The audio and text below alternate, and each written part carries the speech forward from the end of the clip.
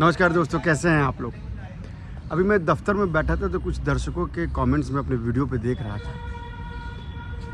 उन कमेंट्स में एक बड़ा अहम कमेंट्स मेरे पास आया। उन्होंने कहा कि बिहार के शिक्षा मंत्री का विवादित बोल आया है और न्यूज़ गुरु अभी तक आपने इस पे अपना विश्लेषण नहीं दिया। खबर मैंने पढ़ी, मुझे खबर की जानकारी तो थी, लेकिन मैं नहीं चाह रहा था कि इस खबर के और पहलुओं को बिना जाने पहचाने और बिना एनालिसिस किए आपके सामने आऊँ।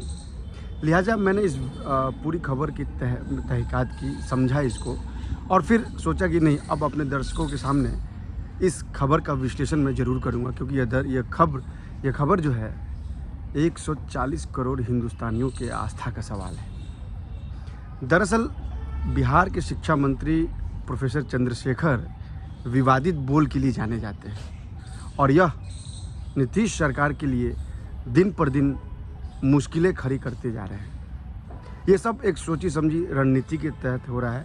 क्यों हो रहा है, क्यों ऐसे विवादित बयान दिए जा रहे हैं, इसका पूरा विश्लेषण आज मैं आपको बताऊंगा। बहुत ध्यान से आप हमारे वीडियो को देखिएगा, क्योंकि यह ज़रूरी है समझना कि आखिर अचानक रामचरितमानस, सनातन हिंदू धर्म पे इतने हमले क्यों हो रहे हैं, वजह क्या है, इसमें कौन सी ताकत काम कर रही है, आखिर इसकी मंशा क्या है, ये किसको संदेश देना चाहते हैं और क्या यह नीतीश के लिए एक बड़ा संदेश है। इस पे भी चर्चा करेंगे।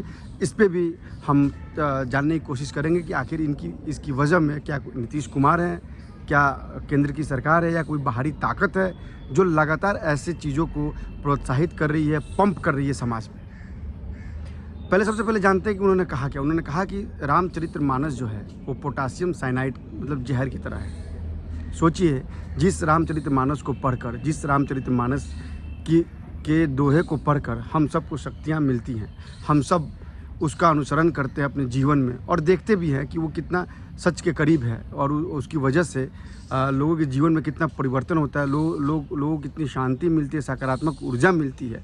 और उस रामचरितमानस को बिहार के शिक्षा मंत्री प्रोफेसर चंद्रशेखर कहते हैं कि यह पोटासियम साइनाइड है। सोचिए इनकी मानसिकता क्या है। यह कब कहा उन्होंने? यह एक हिंदी ग्रंथ के कार्यक्रम के आयोजन में उन्होंने यह बात कही।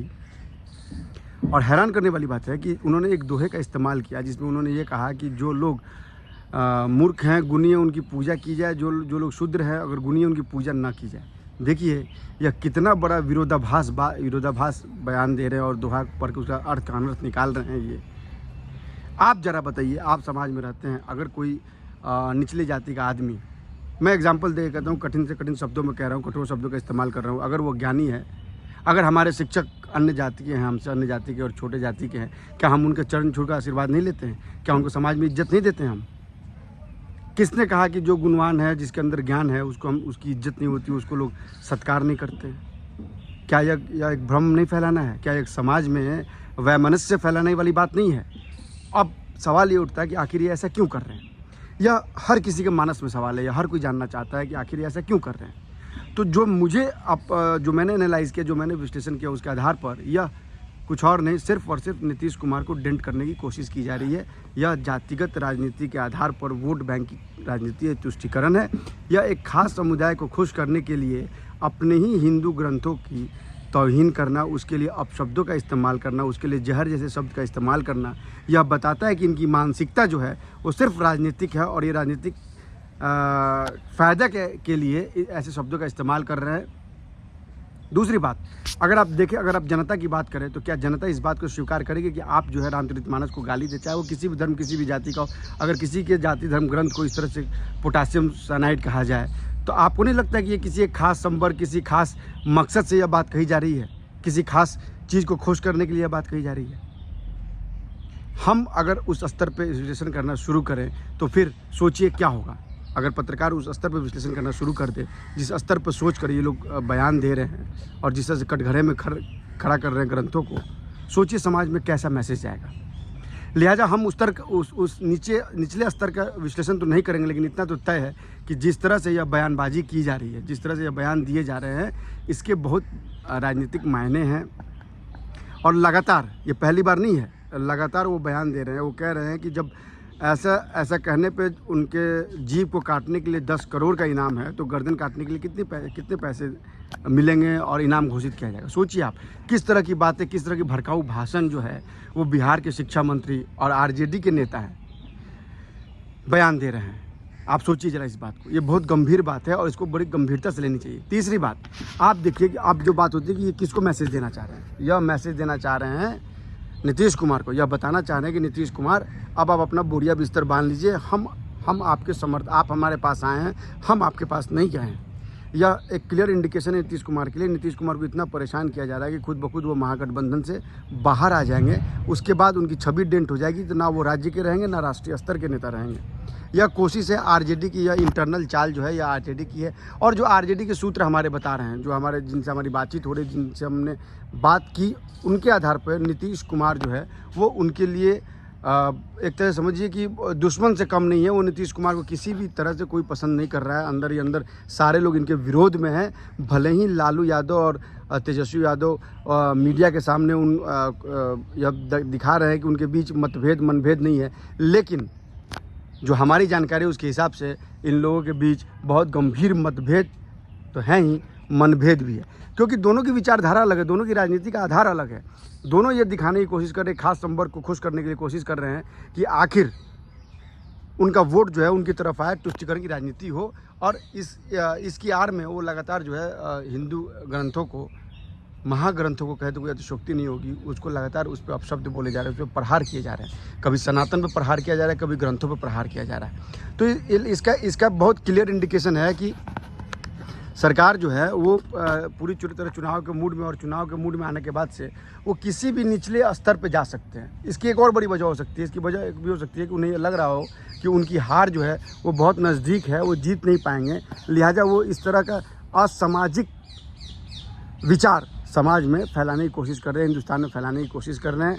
और सबसे बड़ी बात है कि जितने महागठबंधन में शामिल पार्टियां हैं, कोई इसका खुल के विरोध नहीं कर रहे हैं। यानी सब के सब जो हैं वो एक खास वर्ग को, एक खास समुदाय को, एक खास संप्रदाय को खुश करने के लिए किसी भी स्तर पर जाकर हिंदू, सनातन और ग्रंथों का अपमान कर सकते हैं। कल से मुमकिन है कि ये लोग जो है ये खड़े होकर रामचरितमानस को जलाने लगें, ये महाभारत को जलाने लगे, ये रामायण, ये गीता को जलाने लगे। इसमें कोई अतिशयोक्ति नहीं होगी।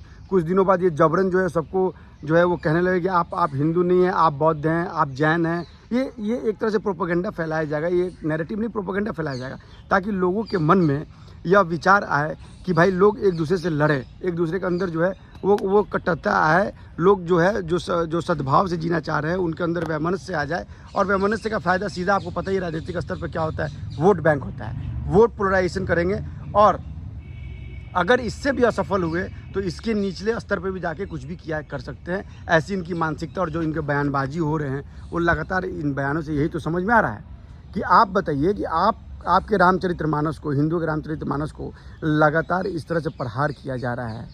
क्या चंद्रशेखर में ताकत है क्या कि वो मुसलमानों के ग्रंथ को इस तरह से अपमानित करें?